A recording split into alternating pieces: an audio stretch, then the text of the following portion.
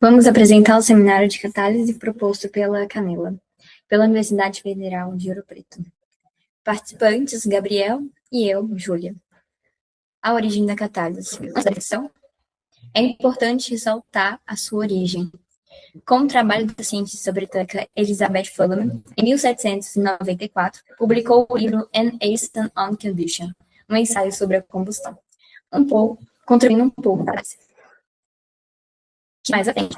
John Jacob Berzelius, aos 57 anos, notou experimentos que tinham uma substância que, embora não fosse consumida, era muitas das vezes indispensável para as reações.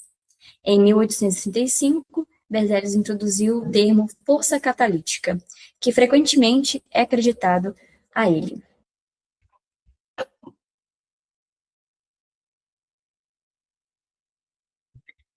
E a catálise no Brasil, né? Então, a catálise no Brasil, é interessante notar que a catálise é conhecida há mais de 2 séculos, né? Mas no Brasil, a trajetória de publicações científicas começou só em 1975. Então, desde então, cresceu rapidamente, né? O país hoje responde uma relevância, né, na produção mundial. Nesse destaque de energia e de petroquímica, biocombustíveis, síntese orgânica fina. Então, grupos de pesquisas em universidades consolidam como polos de excelência, e a Petrobras também aplica a catálise em processos de refino e petroquímica. Então, hoje, a catálise brasileira tem 51 anos, né, e se destaca com temas como a catálise verde, a energia limpa e aplicações ambientais. Então, a Sociedade Brasileira de Catálise foi criada na Assembleia de Fundação no dia 18 de setembro de 1997, que organizou o congresso e fortaleceu a comunidade catalítica científica, né?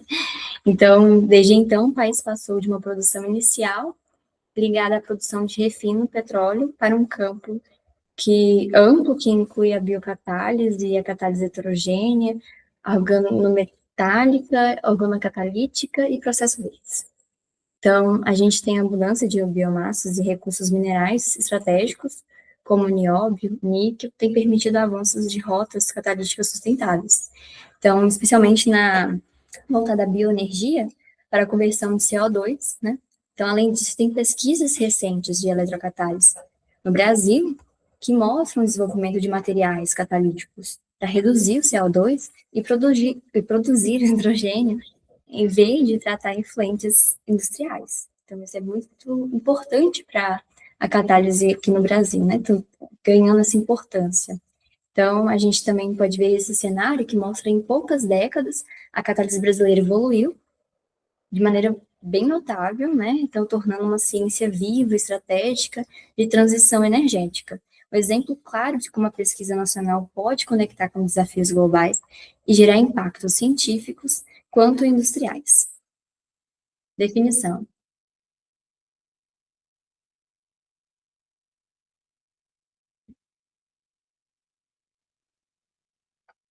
A catálise é um processo onde a reação química acelera por meio de uma adição de catalisador, que fornece um caminho químico diferente. Então, esse caminho químico abaixa a energia de ativação para transformar reagente em produto de maneira eficiente. Então, a energia de ativação, que é a barreira entre as moléculas, precisa vencer para reagirem.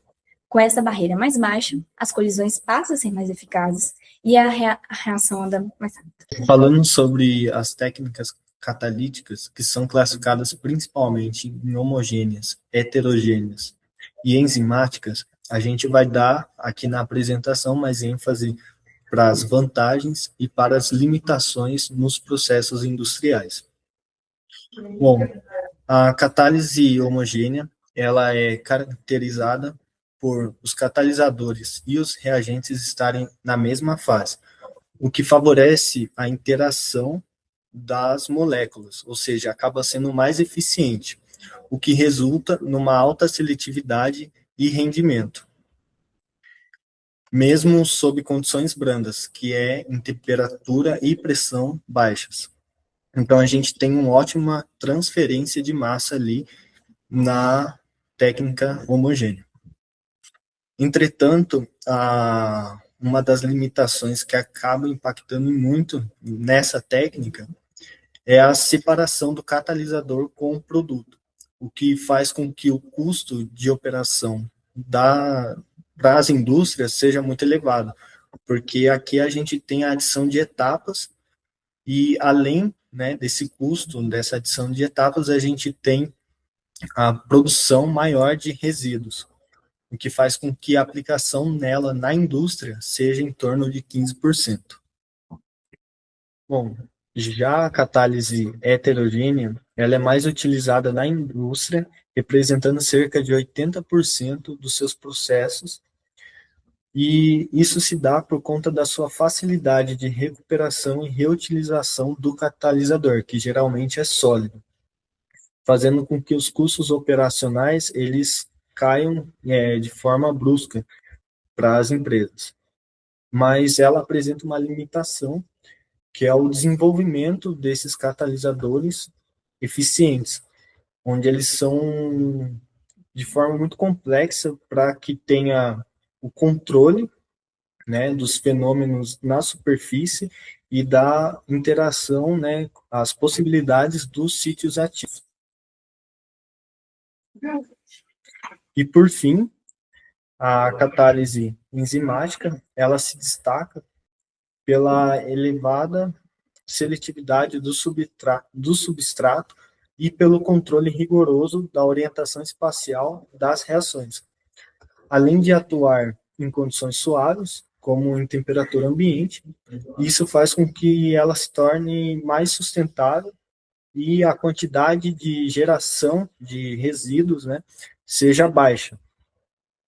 Além de, só que, em contrapartida, essa técnica ela tem uma baixa estabilidade e faz com que exija um grande controle, né, do pH, da temperatura e da pureza no meio reacional. Além da sua recuperação ser muito difícil, fazendo com que a sua aplicação na indústria seja em torno de 3%. E abrindo um parênteses, um adendo aqui, desenvolvido aplicações, desenvolvido, na verdade, a imobilização dessas enzimas que faz com que essas limitações elas deixem de existir, fazendo com que seja mais aplicável para processos industriais. Bom, nesse slide eu vou apresentar para vocês sobre a desativação e a regeneração dos catalisadores, que é um conceito muito importante para a área da catálise, para a gente entender como funcionam os catalisadores ali no meio reacional. E, dito isso, um dos principais desafios da catálise industrial é a desativação dos catalisadores, que ocorre ao longo do tempo da operação e define sua vida útil, além da sua atividade catalítica. E isso está diretamente aos sítios ativos, que são regiões onde acontecem as reações químicas. E quando esses sítios são bloqueados ou destruídos, a eficiência do catalisador diminui, a sua vida útil e também, né, a atividade catalítica ali no meio reacional. E entre os principais mecanismos que a gente pode falar sobre a desativação estão o envenenamento, no qual impurezas se ligam aos sítios ativos, a deposição, o coque, que bloqueia os poros do catalisador, e a sinterização, que ocorre geralmente em altas temperaturas e reduz a área superficial ativa. E para minimizar esses efeitos, existem processos de regeneração que podem ser, por exemplo, de oxidação e hidrogenação, que buscam recuperar de forma parcial ou completamente, parcial ou totalmente, completamente, o catalisador, a sua atividade catalítica ali no meio reacional.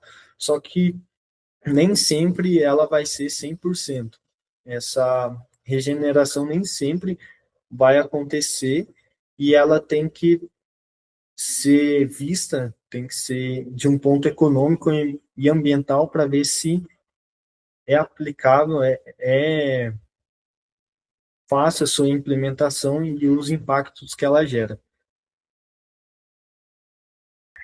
Técnicas catalíticas modernas e sustentáveis. Para introduzir a eletrocatálise, é importante relembrar rapidamente a eletroquímica. Então, a eletroquímica, ela transforma mutuamente energia química e elétrica. Então, a eletrocatálise é a forma da catálise heterogênea, pois ocorre na superfície de um eletrodo, que antes do reagente e o catalisador, entre o reagente e o catalisador, eletrocatalisador. O catalisador de platina ou de níquel, que produzem uma energia necessária para as reações, tornando possível a produção de hidrogênio e energia limpa, de forma eficiente. A nanocatálise explora as propriedades das nanopartículas, que possuem grandes áreas superficiais, reativas e ajustáveis, utilizando como metais, como ouro, platina, paládio, em escalas nanométricas, que podem ser organizadas em clusters, que são pequenos aglomerados de átomos ou partículas, oferecem mais sítios e mais contato com os reagentes. Essa estrutura permite reações altamente seletivas, como hidrogenação e acoplamentos carbono-carbono de Heck e Suzuki.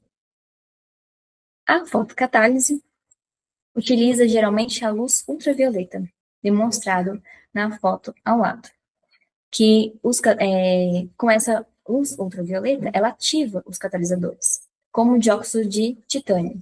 E quando exposto a essa luz, o dióxido de titânio gera elétrons lacuna, capazes de recompor poluentes e, por isso, é considerado uma técnica promissora, tanto para a purificação ambiental, quanto para a geração de energia renovável. Aplicações. A catálise foi vista por Wilhelm Wolfram como a chave de processos industriais mais rápidos e baratos. O processo de Haber-Bosch é utilizado como ferro como catalisador em altas pressões e temperaturas. Então, essa operação industrial tem uma fixação do hidrogênio atmosférico para produzir amônia em larga escala. E nisso viabilizou a fabricação massiva de fertilizantes nitrogenados, revolucionando a agricultura e aumentando a produção de alimentos do mundo. Porém, sua pesquisa também contribuiu para fabricações de explosivos para fins bélicos. Depois da Primeira Guerra Mundial, a indústria petroquímica impulsionou o craqueamento catalítico, que transforma hidrocarbonetos pesados em combustíveis leves, como a gasolina e o diesel. Esse processo revolucionou a matriz genética mundial e abriu caminho para derivados como solventes, polímeros e detergentes e fertilizantes. Além disso, a catálise se tornou essencial na indústria farmacêutica, permitindo a síntese de medicamentos de alta seletividade, com pureza de enantiômetros, que enantiômetros seria imagens espelhadas, mas não se sobrepõem. Como exemplo disso, temos as nossas mãos, que são imagens espelhadas, mas não se sobrepõem. Uma forma visual da gente perceber isso.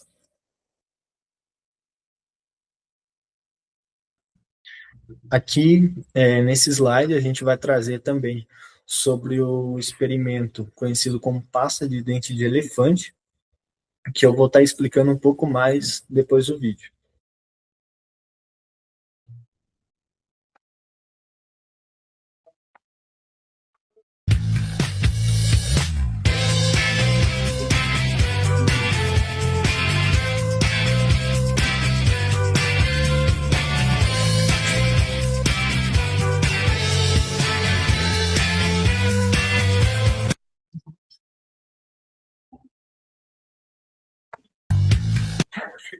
Bom, aqui a gente tem um exemplo de uma catálise heterogênea acontecendo na reação da decomposição do peróxido de hidrogênio, sendo utilizado como catalisador o iodeto de potássio, que faz com que a energia de ativação da reação diminua, acelerando a reação.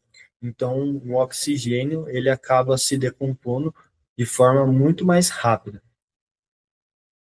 Então, aqui ilustra, né, a importância do catalisador para tanto no dia a dia como para os processos industriais, como já foi dito nos slides anteriores.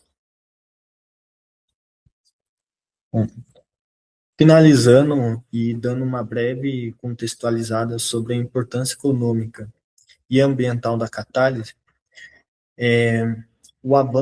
com o avanço, né, da industrialização, a gente teve a produção de bens de forma muito mais rápida e eficiente. Só que, em contrapartida, a gente também teve impactos ambientais muito significativos. E é nesse cenário que a catálise se torna fundamental e ela se alia, né?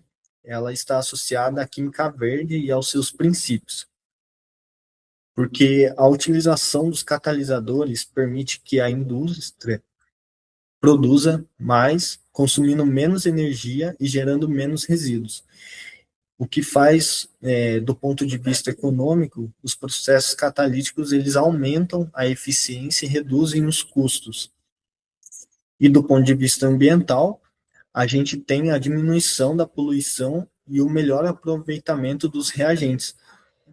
E dois exemplos clássicos, como já foram ditos anteriormente na apresentação, é a síntese da amônia e o craqueamento do petróleo, que foram dois marcos históricos presentes, que a gente, na verdade, tem a presença da catálise e que impulsionaram em muito o desenvolvimento e as pesquisas na área da catálise.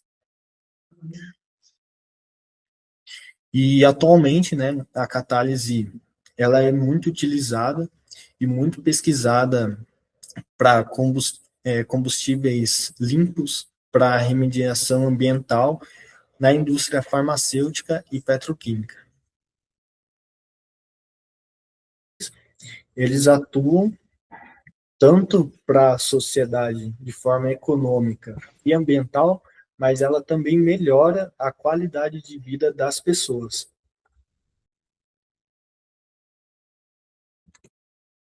Bom, aqui nesse slide a gente tem as nossas referências que utilizamos para a apresentação, para o seminário,